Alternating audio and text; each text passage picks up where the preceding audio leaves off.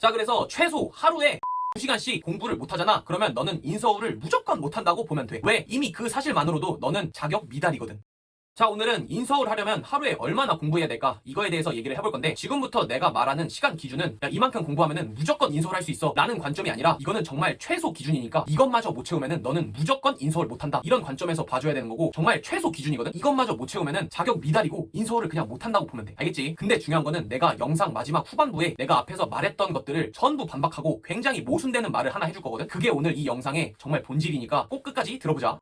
자, 그래서 하루에 몇 시간씩 공부를 해야 되냐면, 네가 인서울을 하고 싶다면 아무리 못해도 최소한 12시간씩은 매일매일 공부를 해줘야 돼. 이게 어디서 나온 시간이냐면, 일단 네가 수능을 봐가지고 인서울을 하려면 좀 넓게 잡아서 이 중위권 하위권까지 다 포함시켜서 아무리 못해도 이 2등급 언저리에는 머물러 있어 줘야 된다고. 그치? 그러면 수능에서 2등급은 11%까지가 2등급이잖아. 그러면 이거를 작년 수능 본 사람이 44만 명인데 작년 응시생을 기준으로 했을 때 11%면 넓게 잡아서, 정말 넓게 잡아서 5만 명이라고. 5만 명. 그러면 우리가 수능을 봐서 인서울을 하려면 수능에서 5만 등 안에는 들어와줘야 되는 거야. 됐지? 근데 작년 수능을 기준으로 했을 때 재수생 수가 몇 명이냐면 13만 명이거든. 근데 이런 재수생들이 아무리 못해도 최소한 하루에 12시간씩 공부를 하고 있다고. 재수생은 스케줄이 어떻게 되냐면, 아침 8시까지 학원을 가가지고 8시부터 12시까지 공부를 해. 그리고 12시부터 1시까지 점심 먹고 1시부터 6시까지 저녁 먹기 전에 공부를 한다고. 이렇게 하면 벌써 9시간이고 저녁 먹고 7시부터 10시까지 공부를 해. 그러면 총 12시간이지. 물론 10시 넘어서 공부하는 사람은 정말 수두룩 빽빽 많아. 근데 일단 10시까지 공부하는 것만 쳐서 최소 12시간이라고 잡을게. 저 됐지? 그럼 생각해봤을 때 너가 인서울을 하고자 한다면 뭐 남들보다 특출나게 뛰어나진 않아도, 그러니까 그들이 하는 만큼은 해줘야 될 거 아니야. 그치? 그러니까 아무리 못해도 12시간 정도는 공부를 꼭 해줘야 된다고. 자, 근데 그러면 이런 말 하는 사람도 있을 수 있어. 아니 뭐 재수생은 다 열심히 공부하나? 내가 아는 재수생은 공부 열심히 안 하던데.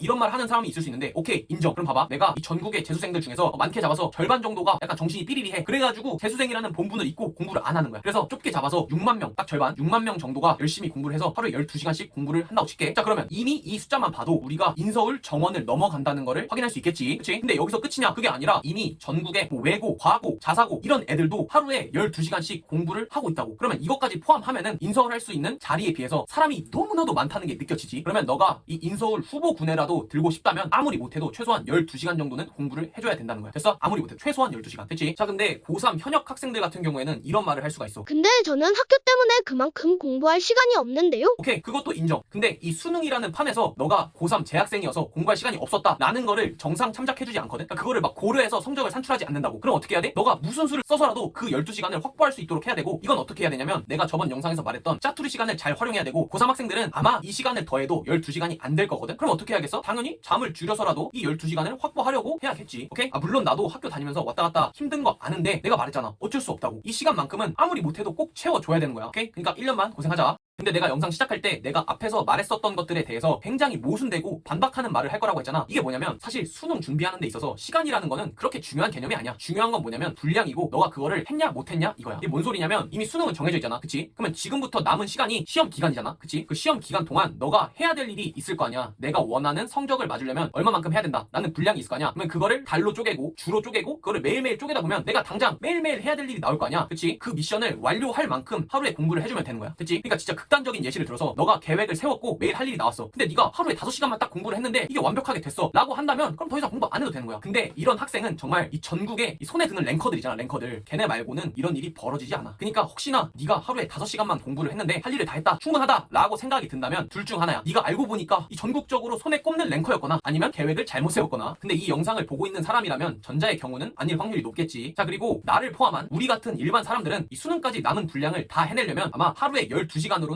굉장히 부족할 확률이 높고 더 공부를 해줘야 돼. 그러니까 어떻게 하라고? 내가 뭐 하루에 12시간씩 공부를 하겠어. 나는 하루에 뭐 잠을 3시간만 잘 거야. 이런 관점이 아니라 어떻게 하라고? 내가 매일매일 해야 될 일을 정해놓고 그거를 다 할 수 있도록 하는 거에 전념을 하자. 오케이?